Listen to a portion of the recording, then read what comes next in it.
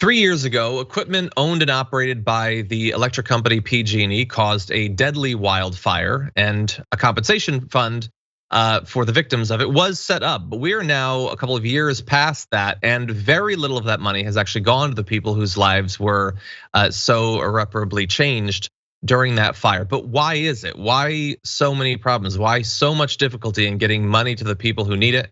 Well, we're very lucky to be joined on the show now by the co-host of the California Report, Lily Jamali. Welcome to the Damage Report. It's great to be with you. Thank you. Thank you. There's a great overlap here. It's about damage, it's about California. So let's talk about it. What have you discovered in your investigation into why this is taking so long? Why is it so inefficient? Well, it has a lot to do with the way that this whole trust fund, if you will, was set up in the first place. This is a product of PG&E deciding after that fire that you mentioned in 2018, the Camp Fire, which destroyed so much of the town of Paradise and killed 85 people. A couple weeks after that, in early 2019, PG&E decided to go into Chapter 11 bankruptcy protection. That allowed them to basically take all the claims, not just from that 2018 fire, but from fires in 2015 and 2017 as well, to push them all into the bankruptcy system. And the outcome was what was promised to 70,000 fire victims as $13.5 billion in combined cash and in stock of PG&E. And that stock part is what has really been problematic. First of all, we've been looking into this for the last year and a half, and one of our questions early on was, is it normal for victims of a company to get paid in stock of that company, of the company that harmed them? And we discovered pretty quickly that it was not common. In fact, some of the most experienced trust administrators on the planet have never seen anything like it. And what we've been looking at more recently is just how complicated it makes it when you not only have to, figure out how much everybody is owed, pour through documents for every individual claim, but to also sell stock of a company that's not doing all that well right now. They're causing more fires from what they've told regulators so far this summer, or at least their equipment is implicated. And so it's just been a really rough ride for these fire survivors. Yeah, I don't know that anything is for sure, but some of the more recent fires, I've seen reports linking PG&E to those as well. So perhaps we'll be talking in a couple of years about the fund being set up for those fires. But I want to touch on something that you talked about, because maybe it's obvious, but maybe for some people they wouldn't understand why it would matter what form the compensation comes in, money or stock. But of course, people lost their lives to the family members. It's the same as anything else. If gun manufacturers weren't so shielded from lawsuits, we could end up in a situation that would be equally abhorrent, where the family members of those who were shot got Remington stock, or people who had family members die of lung cancer getting Philip Morris stock. It would be reprehensible. But in this case, I guess it was allowed. So you rightly point out the problems with that, where the stock price has gone down, but also, it seems like a very small percentage of the traditional money portion of it is actually going to the victims, that a huge percentage is going to overhead. Is that normal? Why is that being allowed, that so much of it can go towards claims processing and not to the actual victims? Well, to your first point, I think it's really something for people in the legal establishment and people who might find themselves as victims of companies in the future to really keep an eye on. It's happening right now in the opioid cases and the Purdue Pharma bankruptcy. There's a hearing happening this morning on that case. And one of the things that has alarmed a lot of people, for example, in the the world of bankruptcy academia, is that we're seeing a similar structure coming together there, where you have, let's tear down this company, prop it back up, and then use future profitability of that company to compensate, people wronged by us in the past. So you have to sell more opioids to deal with what happened by selling opioids before. And so in a sense, the playbook that was established in this PG&E bankruptcy is being replicated in a slightly different form. To the question about what it costs to administer this trust, in its first year, we reported that most of the money was spent on administration.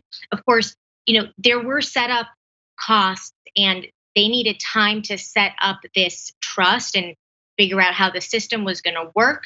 And so, I spoke to the trustee really for the first time last week about why did so little money go out that first year to fire victims. And he said, look, we just needed time to set the system up.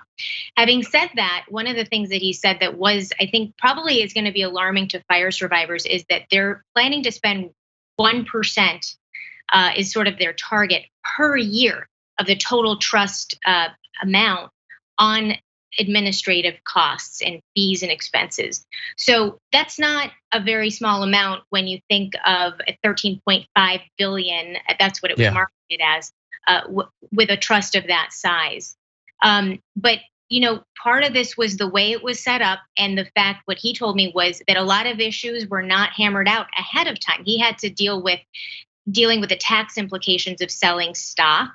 And he says, as soon as we put that fire out, we ended up having the stock really take a hit because PG&E was implicated in 2 more fires this summer.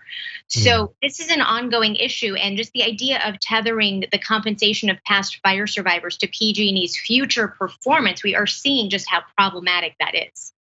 Yeah, and it seems like it could get increasingly problematic because the fires aren't stopping and their involvement doesn't seem to be getting much better.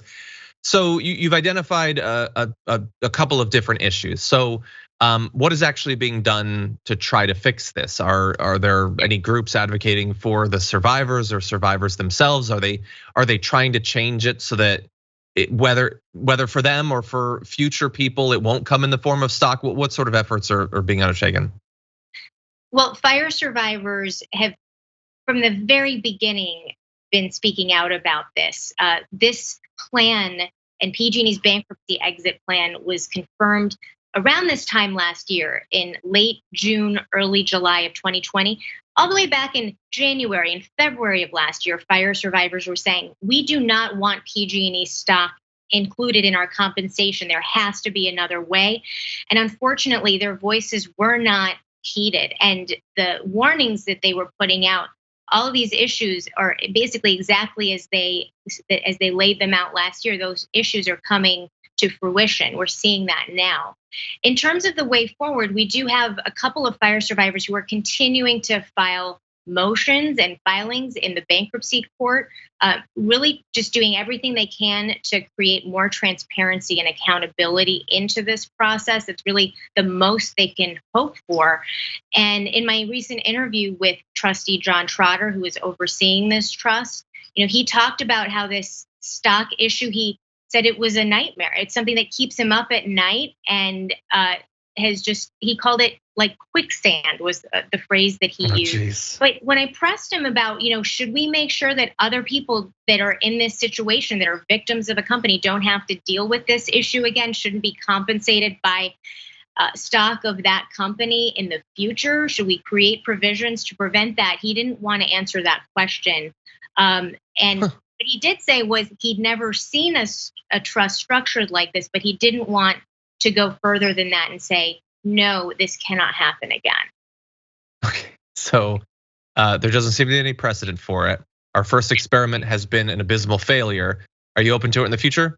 Maybe. That seems like a really weird response, considering all the issues. What's so troubling about this is he told me point blank that fire victims will never be made whole for the losses that they suffered at the hands of PG&E equipment.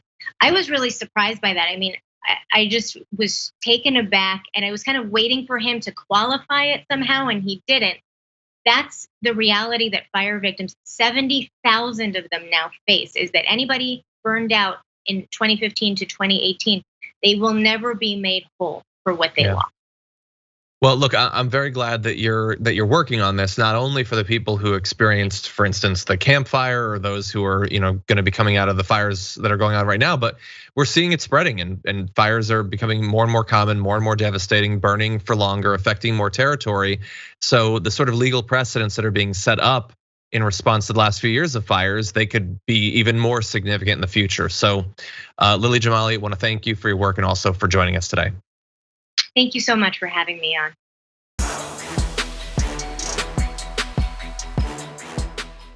For more political news breakdowns, interviews, stories of activism, and me trying my hardest to care about the occasional big celebrity news story, subscribe to our YouTube channel at youtube.com/The Damage Report. And you can ring the bell wherever it is so you don't miss anything.